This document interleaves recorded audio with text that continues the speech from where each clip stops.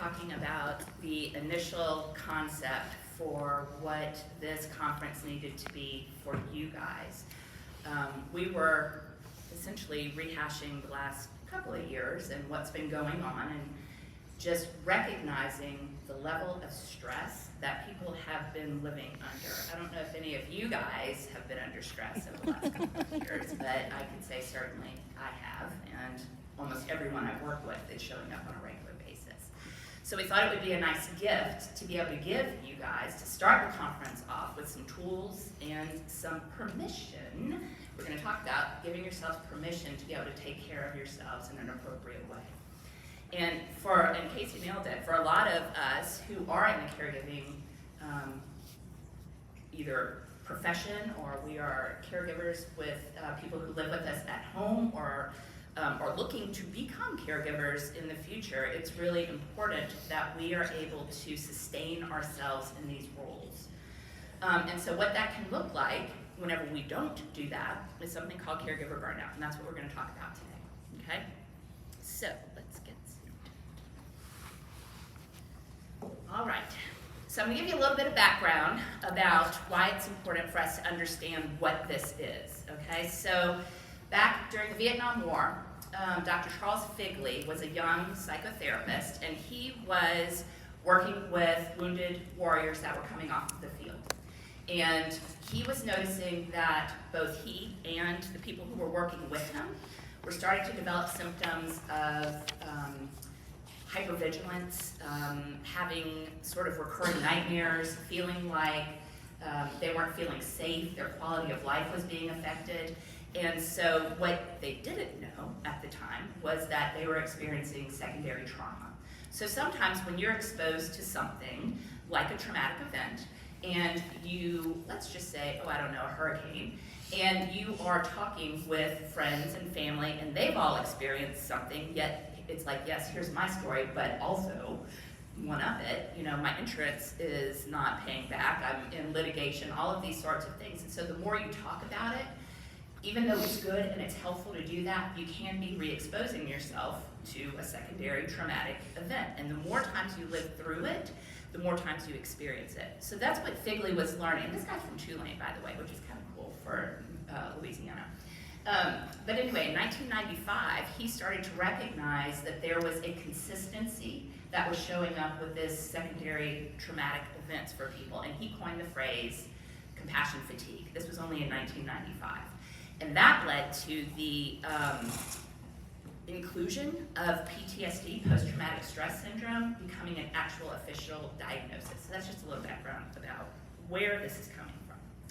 I first experienced this because I worked in the nonprofit world for a long time and was writing curriculum for inner city schools in New Orleans as an education director. And I was going into these schools and training teachers to teach these interactive programs. And what I found whenever I was going into these schools was that most of these teachers were in crisis mode all the time. And the last thing they needed was another curriculum, another thing to learn to be able to implement. And what they were doing was literally dealing with kids who were living in constant trauma. And so there were behavior issues, there were kids who were hungry, there were kids who clearly had some mental health stuff going on. A lot of them weren't living with their families, or their families were incarcerated, or they were living with their aunties or their grandparents. And so it was a very chaotic experience for a lot of these kids. And it's not conducive to learning. So these teachers are trying to do their job, they're trying to teach them and do this curriculum, but at the same time, they are in crisis mode. And while I was doing that, I did it for about 7 years, we lost so many teachers because they just hit the wall. They were done. It was too much, right? And so I didn't recognize, we're actually seeing a little bit about some of this is starting to happen now because of the pandemic, because of all of the different things that are just sort of layered on top of each other. And not necessarily recognizing what I was seeing, because I didn't know, I wasn't trained in all of this stuff then, but I was seeing teachers literally hit the wall and be done, peace out, I'm going to do something else, which was tragic, because these are teachers who were in it for the right reason. They wanted to be there for the kids, they just couldn't do it anymore, right? I don't know if anybody can relate to that. So then from that, I moved on to becoming the mentor for Teach for America. And Teach for America is a program where you bring in newly graduated students. They come in and they work for a year or so in different schools, and a lot of times they are inner city schools. So I was mentoring these guys, and they would come in, they were so excited. They were going to come in and make a difference. They're going to save the world, and one student at a time. And so that was our first meeting, which was adorable. And then I would, just kind of pat them on the head and know internally that at our 6 months meeting, they were all going to have gained 20 pounds and be drinking pretty heavily at that point because they're going to get their butts handed to them. A lot of these kids were coming into this because they were used to succeeding, and they had not ever really been in a challenging situation like that before. So again, the caregiving component of all of that was, let's go get happy hour and eat ice cream and barbecue. And so of course, we all gained 20 pounds and we're drinking heavily by the 6 month mark. So what was happening was that we were not taking care of ourselves properly.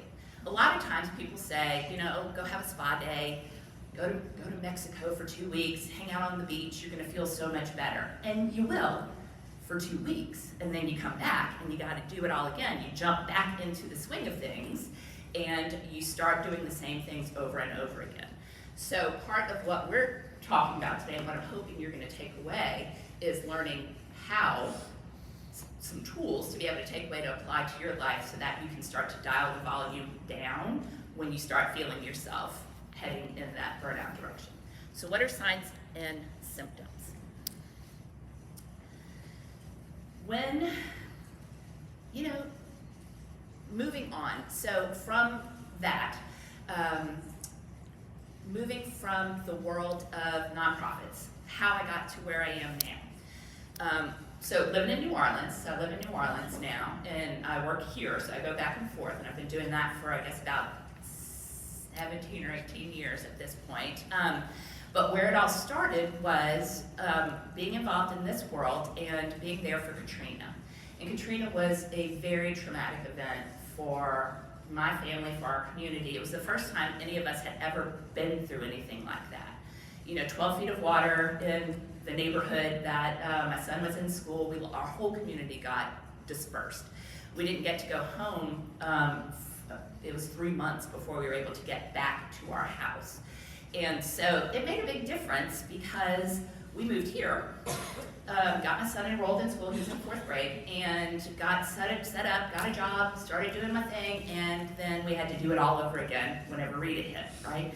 So the whole idea of not feeling safe at all was a big part of understanding what trauma is all about. And so we were not feeling safe. My son, who's in 4th grade, his whole world is upside down. School isn't even safe. It's gonna have 12 feet of water or a tree's gonna fall in it, So his understanding of what safety means, along with us, because oh my gosh, trauma is defined whenever we are stuck in a situation that we have no control over and we feel trapped, right? So Mother Nature is the best deliverer of that sort of thing in our experience. And so we were dealing with people who just didn't know how to handle what was going on. Their stress levels were through the roof. Nobody knew what to do. I couldn't find anybody to help us. And I had a 4th grader who was really going downhill. And so I was like, well, I'll go back to school. I'll figure this out because that's what I do. And so that's how I came to do trauma work and understanding that we are in a situation where we can control some things, and those some things are what we're going to talk about today. So some of the things that show up as caregiver burnout is when we find it challenging. These are helpful hints for yourself to check into. If we find it challenging to do normal day-to-day activities where we are just like, I don't have it in me, I can't do it, I just want to roll over and put the covers over my head, okay? And if you feel completely overwhelmed by your situation and exhausted much of the time. So this is emotionally, mentally, physically, and even spiritually for some of us too. It's really important to pay attention to that. So I was experiencing all of these things. I was going to school in New Orleans and working here, going back and forth, dealing with a fourth grader who was traumatized, going through challenging relationship issues because of all of the stuff that was going on, and was not making straight A's in school. And I was really upset with myself because I was not making straight A's. I'm very capable of making straight A's, but I wasn't making straight A's. So anybody else looking at my life is like, well, no wonder you're not making straight A's, because everything around you is chaotic and crazy and that sort of thing. And so I went to talk to one of my professors. I'm totally telling this story. And I went to talk to one of my professors, and I was upset that I was not able to be, who I am. I'm a straight A student, and this is what I do. And so whenever I went in to talk with him, he slammed his hand down on the desk and he said, Erin, you're shitting all over yourself. Shit is messy, it's stinky, and you're the one who's gonna have to clean it up. Shit is shit. Was a little shocked. And so, but it's something I never forgot. It's really important, because what I was doing was I was living in the past. The old me could have done that, but the current me was dealing with all the should of the world, right? It was crazy. And so I was holding myself to an unrealistic expectation of how things used to be. And so anytime I try and hold myself to that expectation, I'm gonna be disappointed every single time. And the same thing applies to worry. When we're worrying about things, when we're looking at, oh my gosh, what's coming, this is never gonna happen, et cetera, we're living in the future. And when we live in the future, we have no idea. I literally randomly could be hit by a meteor right now. It's possible, right? But I'm not gonna sit here and live my whole life worried about the possibility that some random meteor is gonna come through here and strike me in the head. So when I live in the future, I'm holding this expectation of something that may or may not come true. And so we're gonna be disappointed and anxious about something that might not even be a reality, okay? So one of the big ones that I want you to take away from today is the shoulds. The shoulds are really important, and recognize when you're shoulding on yourself that it is either you are living in the past and you're comparing yourself to what's going on in the past, or you're living in the future, okay? We have an internal alarm system in our bodies that will tell us, and usually it shows up as either anxiety or depression or negative self-talk, and we're gonna get to that. But it'll show up in our systems as I always call it like our burglar alarm system, right? And so when we know that things aren't right, we can feel it in our bodies when we learn how to do that, when we learn how to listen to what's going on to our internal systems. And so when we do that, what we can do is start checking, number one, have the shoulds infiltrated the house. I'm gonna call it that, the house, okay? So with that being said, this was, I could have done this so much better.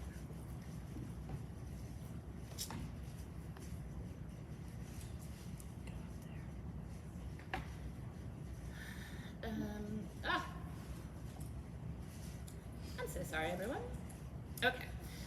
So apparently we're just gonna have to go with this. Okay, so the certain things that I want you to check with for yourself, okay? Caregiver stress checklist.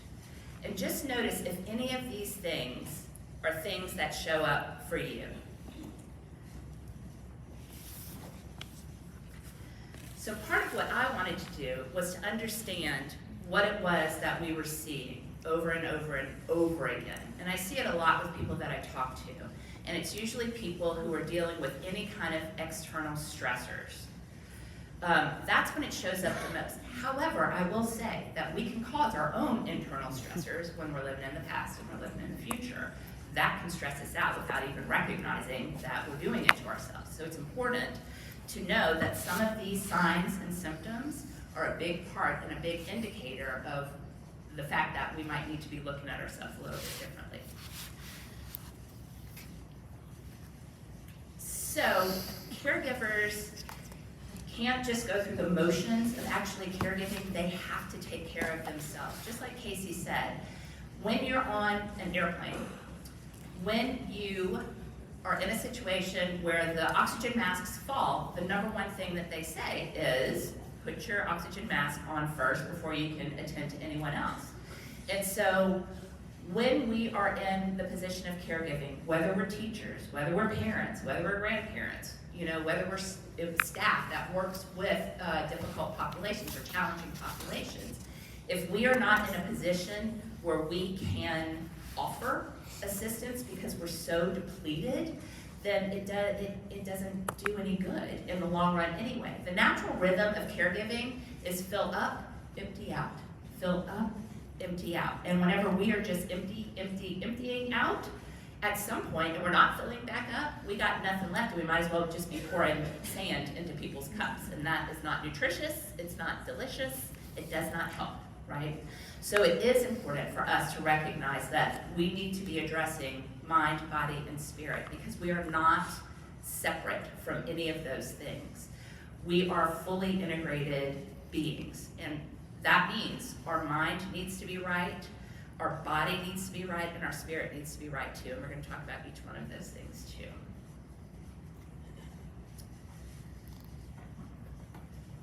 Okay, so the first thing we want to do whenever we are burned out is we want to isolate. And we want to isolate because everybody is asking so much from us.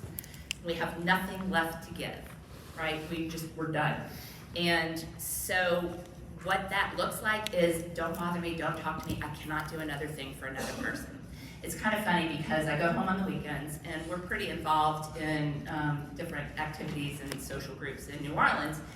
And my husband is a social butterfly. He is the soccer mom of all of us. And so whenever I go home, he's ready to party. He's ready to go out and hang out and do the things. And I come home and I am in a caregiving position throughout the week. I work specifically in trauma, and so I hear some really rough stuff all week long.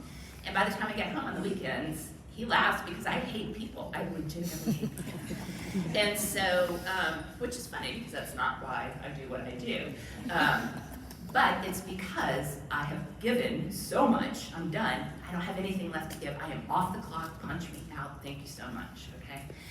It's funny though, because I'm so much better about this than I used to be, because I'm recognizing I'm following my own advice about caregiving, is that, oh my gosh, I just lost my train of thought. I'm so sorry. That I'm actually a lot better about that. And so now I only have like a breakdown about every 6 months or so, and it's pretty much like clockwork. So we want to isolate. We don't want anybody to bother us anymore. Emotional outbursts, and that can show up whenever we are dealing with stressors, we're dealing with things, and what we're doing is we're pushing them down because we got stuff to do, we got people who are depending on us, we just gotta go, we gotta go. So we push all of our stuff down, down, down, until all of a sudden we have a meltdown, right? Mine shows up every 6 months or so. But for some of us, it can be an emotional outburst, it can be an argument, it can be, just how we're listening to things. That filter comes into place because we're like, I can't do it anymore. And then it'll show up as a interaction with someone maybe that we love or someone that we care about that is not necessarily pleasant.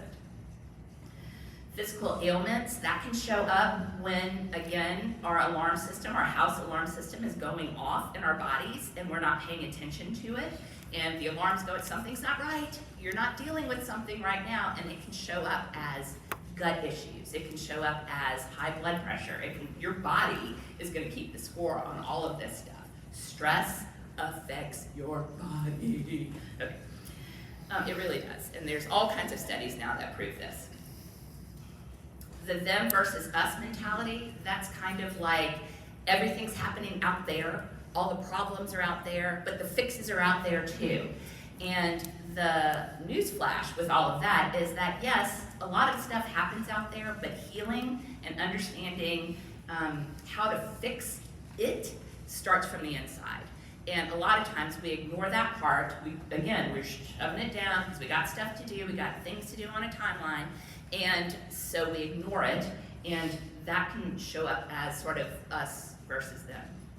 Substance abuse shows up because this is what happened with my Teach for America kids. We would numb. It's so much easier just to drink a glass of wine or eat some ice cream or something like that. Just feel like, oh, I'm taking care of myself because I'm indulging in the things that make me happy. But what happens is We in the United States right now are the most in-debt, overweight, addicted cohort in the history of the United States right now. And that's how we're dealing with stress. Okay, so that can show up that way, and that's substance abuse. Flashbacks, reoccurring nightmares. This is showing up more and more now that we had a brush with Ian, Hurricane Ian. For those people who have lived through the 2 hurricanes that came through here, a lot of people that I've been working with have had some things sort of show up where it's anxiety attacks out of nowhere, not necessarily knowing where that's coming from. I had somebody on our staff was telling us a story about, we were doing a training about cognitive behavioral therapy, and one of the stories she said was, she went to get this one salad, and this one salad at Olive Garden, she loves the Olive Garden salads, and that was the salad she was going to get right before Laura hit. And so she went to go and get that salad and had an anxiety attack without even recognizing why she was having an anxiety attack, but it had to do with that association. So when you're having things like that happen to you, it's probably a good idea to look into getting some professional help, because that's a little bit deeper than what we're talking about here. So how come some people get it and some people don't? That's the important part of understanding who we are and getting to know ourselves authentically. And so,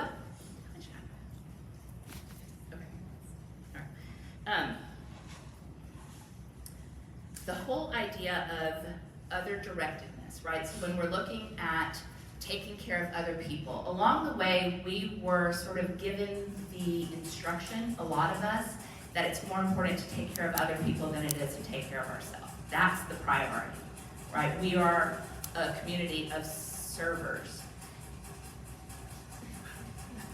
And so,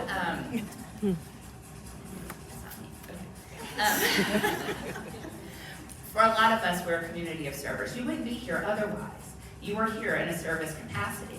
And so that narrative gets dialed in and we start to believe it, because we only have value, we only have worth when we're taking care of other people. And it's not okay to take care of ourselves, because that's selfish. That's really, that's taking away energy and resources from other people. So it makes me a little uncomfortable. It makes me a lot uncomfortable. And so that was something that I had to come to terms with, and I'm still working on this, because I come from a family of wonderful caregivers. And my mother in particular has devoted her,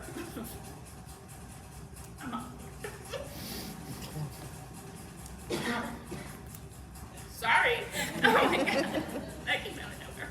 Some of us are maybe caregiver rundown.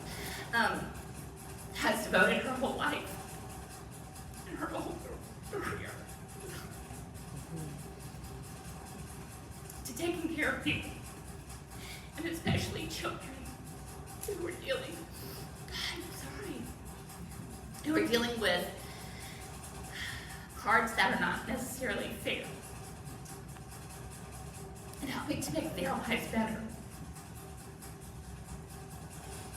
So we were tasked, or at least we took it internally, that it was really our job to make the world a better place. And then we left. So I know fully that there are not enough hours in the day, and there's not enough time to know everything we need to know to make the world a better place, right? So who gets the short end of the stick? Whenever I have big shoes to fill, and I have this criteria in my mind of what it means to be a helper. I don't know if any of you guys can relate to this, but recognizing that it's really important for us to take care of ourselves before we can take care of anyone else, and being fully aware of knowing that there's not enough time in the day, there's not enough hours to be able to do everything, and there never will be. And so it's about making peace with the idea that that's a fact. The fact is, we need to matter, and we need to count in this whole equation of making the world a better place, than we left it. We are part of that. And the people that we care for are a part of that too. Does that make sense? Okay. Woo, that came out of nowhere. And now I can't read. Okay, so that's looking at the world beyond us. All right, let's talk about trauma. So I don't know if any of you guys have had if you look at the Big T trauma list, there are several things on there that probably resonate. If you have Big T trauma, this is something that's going to impact your life in some kind of way. It's going to change the course of what was going on. It can be an environmental disaster. It can be a pandemic. It can be a scary diagnosis. It can be anything that is going to derail your plans from what you thought the world was supposed to look like, okay? Those sorts of things can cause our bodies to flip into fight, flight, or freeze, okay? And this is an autonomic nervous system response. It's our sympathetic nervous system that responds to danger in this way, okay? And so this was awesome because it helped us survive caveman days and not get eaten by lions, because we were hearing things, we were not stopping to analyze anything, we were just responding. So it's our deepest, primitive part of our brain that responds to danger, okay? So when we have, is my battery down? Huh. Oh Lord. Is it still up here? It's still up. It says my battery's low. Okay, so it might go in any second. It says plug in the PC. Thanks. This is going all over the place. Thank you for buckling up and coming along with this particular ride. All right, so fight, flight, freeze. So when we have a tiger that's going to come and eat our face, we're going to respond. Either we're going to run away, we're going to punch it in the face, or we're going to play dead until the threat goes, right? So our brains are awesome, but at the same time, they're pretty simple. So what that means is, when we're late for a meeting, when we're going through a hurricane disaster recovery process, our brain is like, oh my God, there's a tiger coming to get us. And your body is gonna go into, I'm gonna punch it in the face, I'm gonna run away, or I'm gonna play dead, okay? And so for a lot of us, when we go into those responses, what we do is we hold our breath, we get tense, and we get ready to punch it in the face, right? And so when we do that, what we're doing is we're clamping down and we're staying stuck in that moment. And it's really hard to think rationally, it's really hard to think non-emotionally when you're just trying to run the hell away, play dead, or punch something in the face, right? So one of the big tools that I want to teach you guys is learning how to reset that aspect of your brain, okay? Because we all do it, and if you look at the little t traumas, those are things like being late for a meeting, those are things like public speaking, you know, anything along those lines that can affect you to where you're holding your breath, okay? What I want you guys to do, just indulge me for a second, is I want you to do something called a body scan. It says my computer's about to die. Thank you. All right. Little T. Little T trauma, right? All right, so what I want you to do is my body scan looks like, I don't know if you guys remember Star Trek, the show, but like whenever you got sick, they took you to a sick bay and they laid you on a light bed, and then they would scan you, and that's how they would know like where the problems were in your body. I don't know if y'all, a woman of a certain age now, so there's that. But anyway, so in your mind, what I'd like for you to do is I'd like for you, just in your mind's eye, to just kind of scan and just notice what's going on in your body. Just notice if you have any tension in your forehead, in your face, neck, shoulders.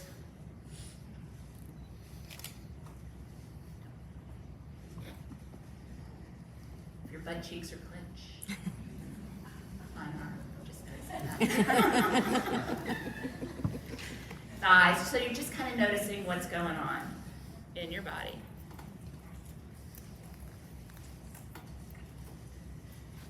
You're back. All right, good. So now what I'd like for you to do is I'd like for you to, if you have anything in your hands, just kind of put them down. And we're just going to take a moment. This is something called mindfulness. It's a new concept. It's awesome. So what I want you to do is I want you just to feel your feet on the ground. We're just taking a minute. You can close your eyes if you want. You don't have to. Whatever feels comfortable. And I just want you to take a nice deep breath, but I want you to feel that breath going into your belly, kind of like you're blowing up a balloon in your belly. And then exhaling, nice and slow. And then do another deep breath in and see if you can do it for the count of 4. Inhale for the count of 4. Hold for 4. And then exhale for 6.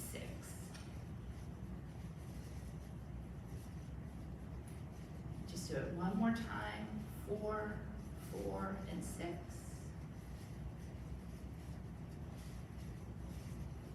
And then come on back. That was self-care, y'all, right there. That's what that looks like. How exciting. Do your body scan again. Just kind of check in with yourself and just notice if there's any kind of difference, if there's any difference happening. Some of you may notice that, and I noticed a couple of people's shoulders dropped. They went from here to here, which is kind of cool. And maybe butt cheeks aren't crunched anymore, mine aren't. And so there's that. So what that does is that shifts you from that sympathetic, I'm going to punch something in the face, to, oh, it's cool, everything's fine, nothing's going to get me, right? This is literally so very simple. It's the most simple thing you can do to shift yourself, to shift your autonomic state from fight, flight, or freeze to, it's cool, I'm fine. How often do you find yourself in the, I want to punch somebody in the face phase during the day, and reacting to that, right? As opposed to responding thoughtfully. We can't respond when we're like this because our emotions flood and it gets in the way, okay? So what we need to do is be able to shift our states back to this calm, sort of grounded state in order to respond to things appropriately. Okay. Something interesting. So that's really important because that, when we're in that fight, flight, or freeze response to the world around us, that causes our stress hormones to go crazy in our body. And remember how we said stress can affect our health? Well, what that means is we are releasing cortisol, we're releasing all kinds of chemicals that are flooding through our body when we are feeling stressed. And so Dr. Gabor Mate, he is Canadian. I got to see this guy speak in Boston a few years ago. He's pretty awesome.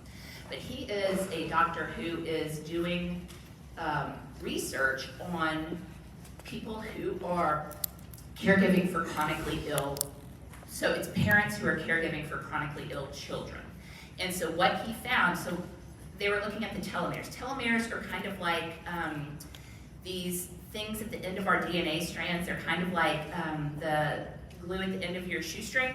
So like that holds all the fibers together. And so what happens is as we age, those telomeres get shorter and shorter and shorter, and then when they unravel, we kind of do too. So it's a sign of aging. And so what he found was looking at caregivers between the ages of 30 and 40, saw that their telomeres had aged 10 years, their telomeres were 10 years shorter than their actual age. So what that means is that the stress of caregiving was taking a toll on their body. And so that's another reason why these restorative practices are so very, very important. All right. So now, what do we do with them? We are going to learn how to give ourselves permission to create an authentic, sustainable self-care. And what that means is it has to be relevant to you. It has to matter and make a difference in your life in order for you to even want to do it, right? So if somebody tells me, Erin, you need to run 5 miles a day, I'm like, okay, it's not going to happen, right? Now, if they're telling me maybe take a minute and do some deep breathing, okay, that I can do. That resonates with me. I felt better after we did that little exercise. That's cool, okay? So it has to be authentic and it has to be appropriate for you. Developing empathic discernment. This is understanding and knowing what it is out there that affects us.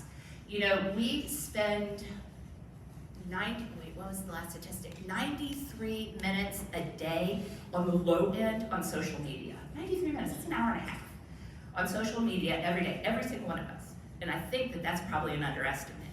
So what we are seeing on social media, whether we realize it or not, is constant comparison.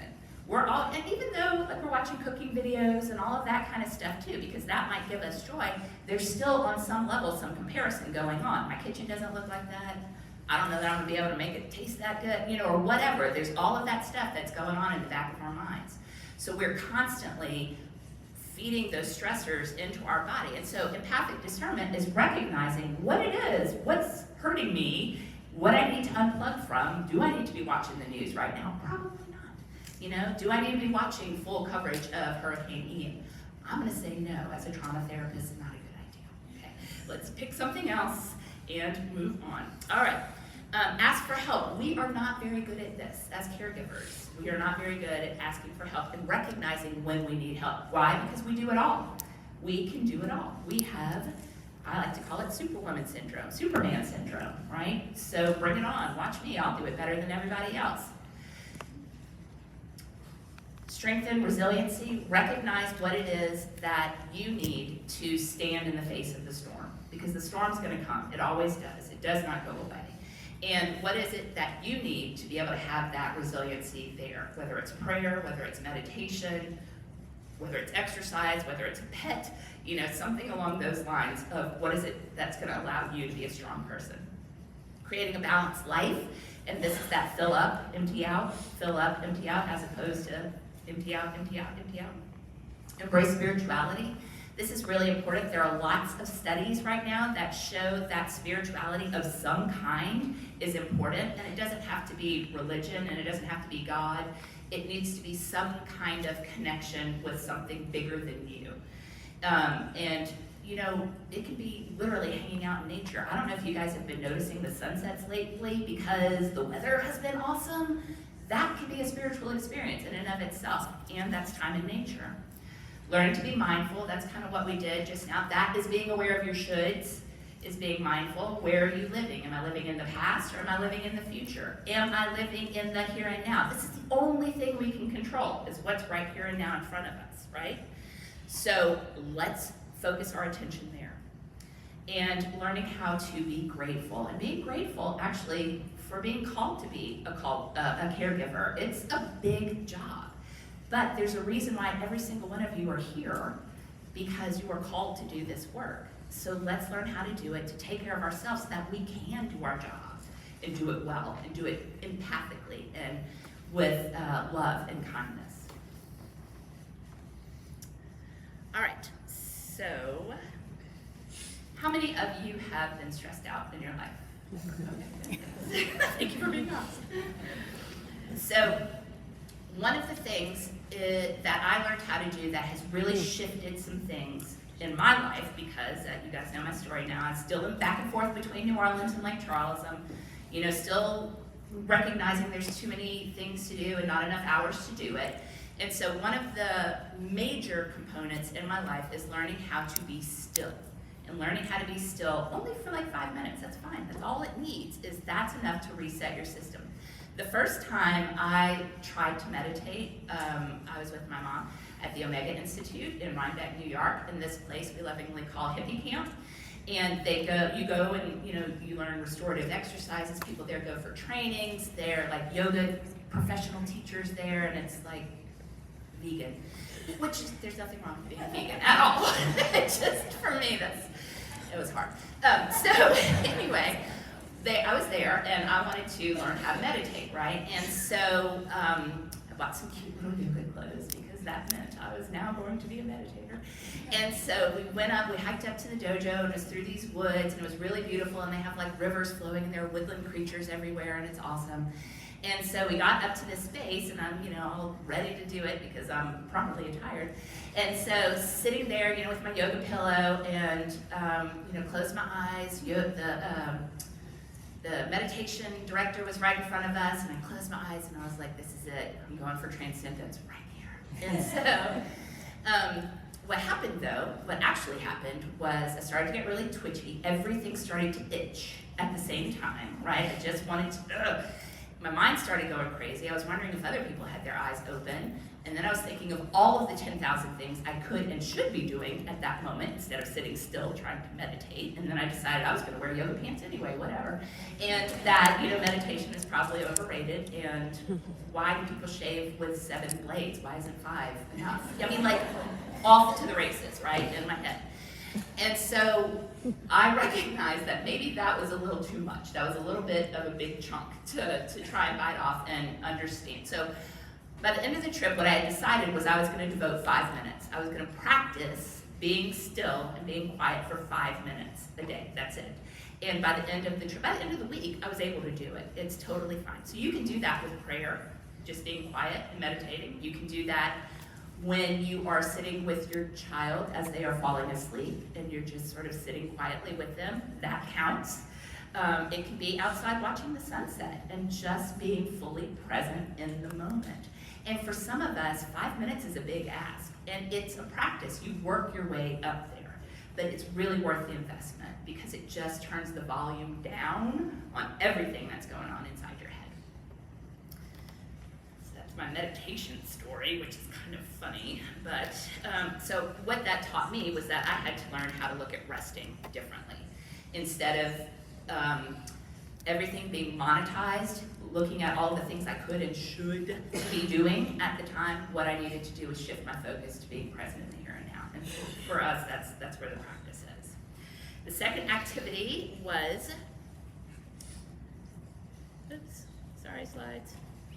Second activity was movement. And so I went to school in Utah State, loved being in the environment there. When I came back to Louisiana, I had to figure out a way to allow my body to work and move. Now I travel a lot for work, and so I don't have a whole lot of extra time to do that. And so what I have decided is my time and my movement is I do this while I cook. I am cooking and moving, and I do it for 10 minutes every day, okay? That's my 10 minutes of movement right there. Super easy. Yours doesn't have to look like that. It literally can be taking your dog for a walk. It can be running. It can be, all of those other exercise things. But what we need to be working for is at least 10 minutes of movement a day in order for us to reset our systems back to healing. And it doesn't have to be this big, huge, extreme thing. It can literally be dancing while you're cooking, okay? And a lot of us, experience the joy in the here and now. Put on the good stuff. All right. And then the last thing is restorative activities in nature. And we've talked a little bit about that. We got beautiful sunsets. Okay, sidebar. I adopted a dog who is adorable, and this is my first dog ever. I, in fact, had a dog birthday party for him over the weekend. I do have pictures if anybody wants to see later.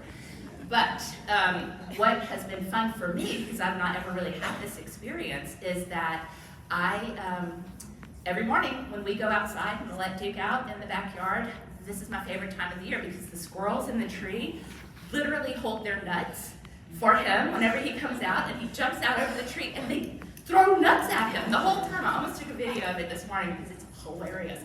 So that's my time in nature. Right there is just sitting down and watching the drama unfold in front of me, and it's kind of fun and it's kind of interesting, but I never would have noticed that going on if I wouldn't have been present and watching for something fun and exciting all around me. It's happening all over the place. It's out there if we're looking for it and we can find it. The other thing too is since the storms, my fence came down and I find weird stuff in my backyard all the time. And so now it's almost like a scavenger hunt. So whenever I go out and walk in and doing my thing, I am like, why are there, the flip-flops that people do when they get pedicures? There was a pair of that in my backyard this morning. So, hello, there we go. Another surprise gift from the universe right there. So anyway, finding some stuff in nature. It can be weeding, just kind of getting yourself dirty and connecting with our environment around us. It's really important. Okay. All right, now, this is the final thing that I want to talk to you guys about. This is the big takeaway that I want everybody to take with them and apply. This is my soapbox right here. If you know anything about me, I scream this from the mountaintops all the time. And if there is one thing that you guys can take away, this is it, and apply right away, and teach your children, and teach your spouses, and anyone around you. This needs to be part of curriculum from a very early age. All right, there's my pitch, so dial it in. All right, so Dr. Daniel Amen, he is a psychiatrist, and he actually has some clinics in Houston, the Amen clinics in Houston, but he has created a concise way to look at our thoughts. And the majority of our thoughts come into our brain, and we don't even ever question them. They just are, right? So we just sort of go through life, and thoughts are happening in our head, and we're just kind of, okay, whatever. This is what it is.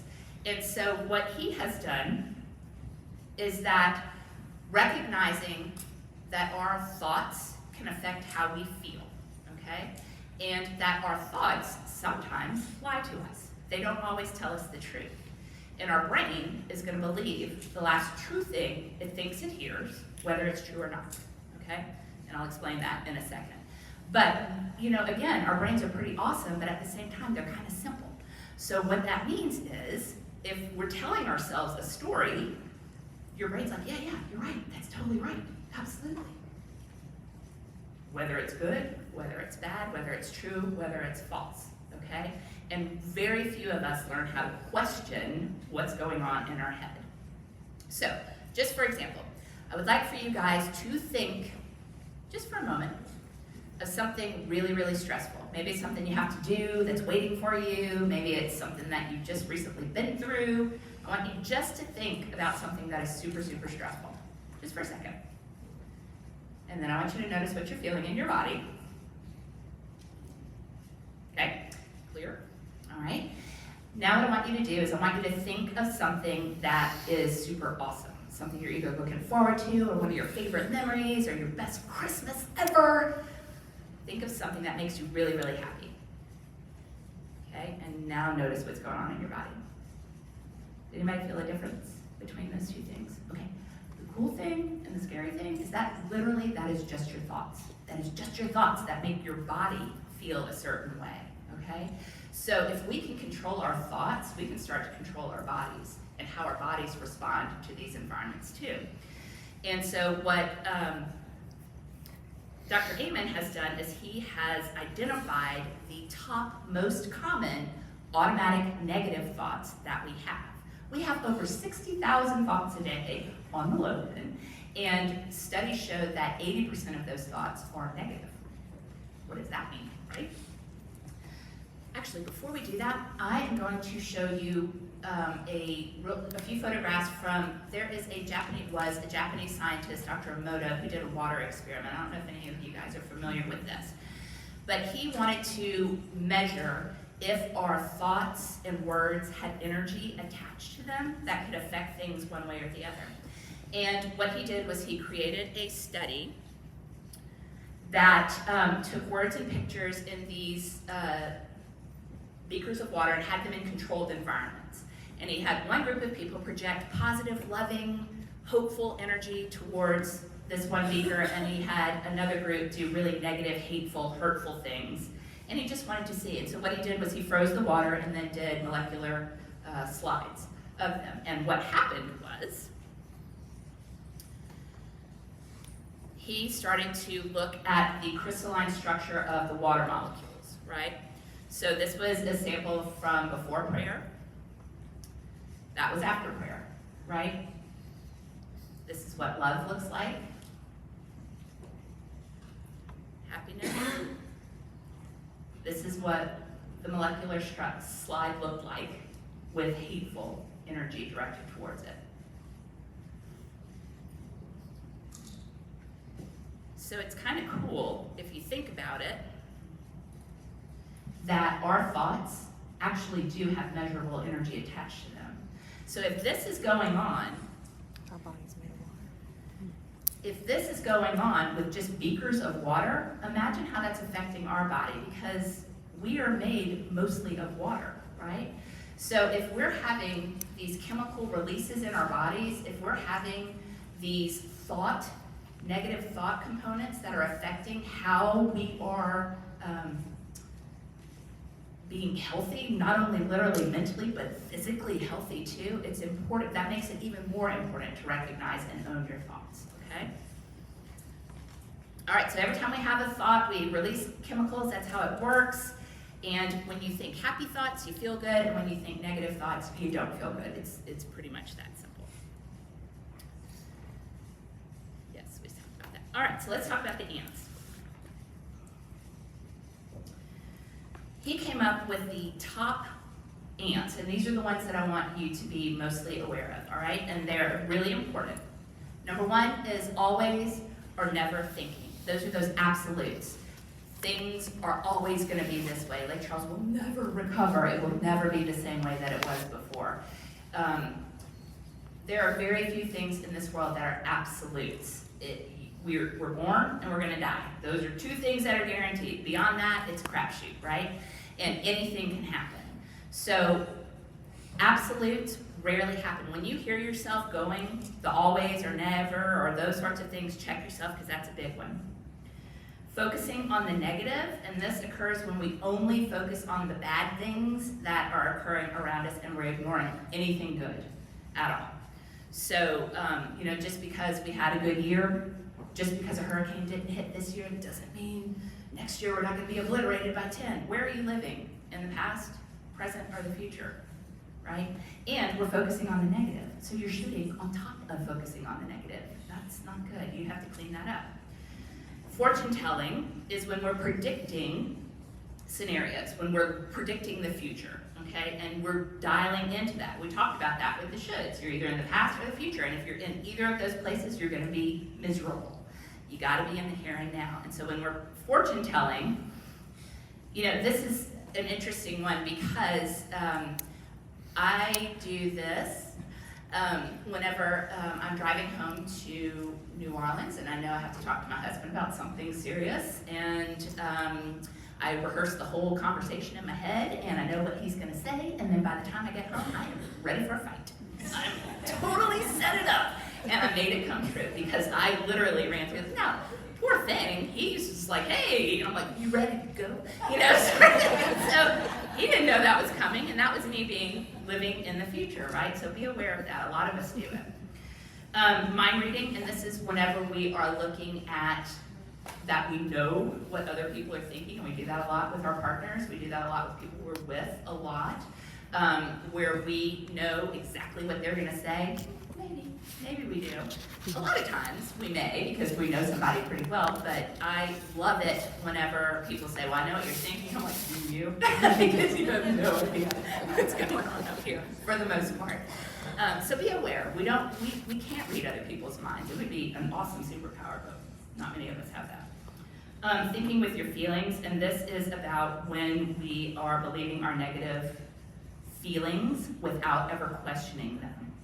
So, like, I feel like you don't love me, or, when you use those things, like, I feel like it's never going to be the same. Again, maybe, but questioning those thoughts is because our thoughts sometimes lie to us, and our brain believes the last true thing and thinks it hears. So, I feel like I'm the biggest loser on the planet, and your brain's like, oh my God, you are.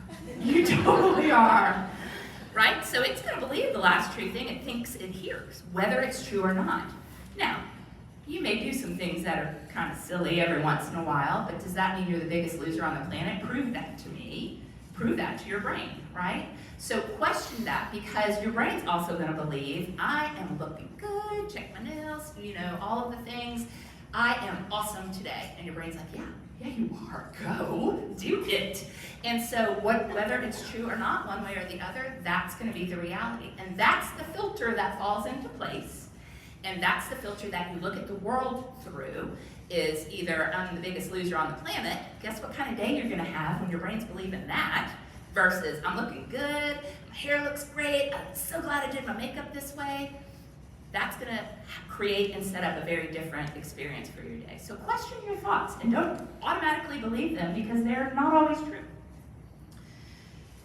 Where are we? Thinking, feelings, guilt beatings. This one is when we are the shoulds, the musts, the ought tos, all of those things. I should be doing something a certain way because, again, maybe there's a different way to do something. It's about looking at and questioning these automatic go-to should, is. You guys remember what should is? Good thing. So that's an important component of remembering because that's where that shows up, okay? And labeling. Labeling is big because when we label other people or ourselves, he is the biggest jerk on the planet. What we're doing is we're lumping him in with every other jerk we have ever known in our whole entire life, and we can't see that person objectively. This person is the most annoying person on the planet, right?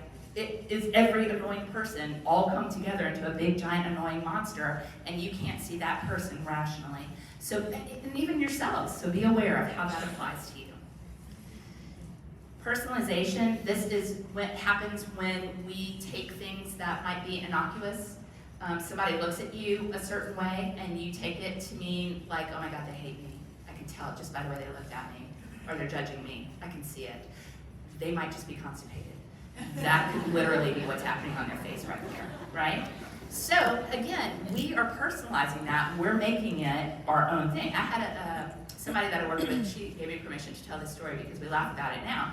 But I have a patient that I worked with, and still do, but we have this little routine. I come in after lunch, she sits in her one spot, and our routine is I say hi, running in, I'll be right back, I gotta go put my stuff down because I'm coming in from lunch. Well, one day I came in and I was running late, I got stuck in traffic, and I was 10 minutes late, and I had to go to the bathroom really, really badly.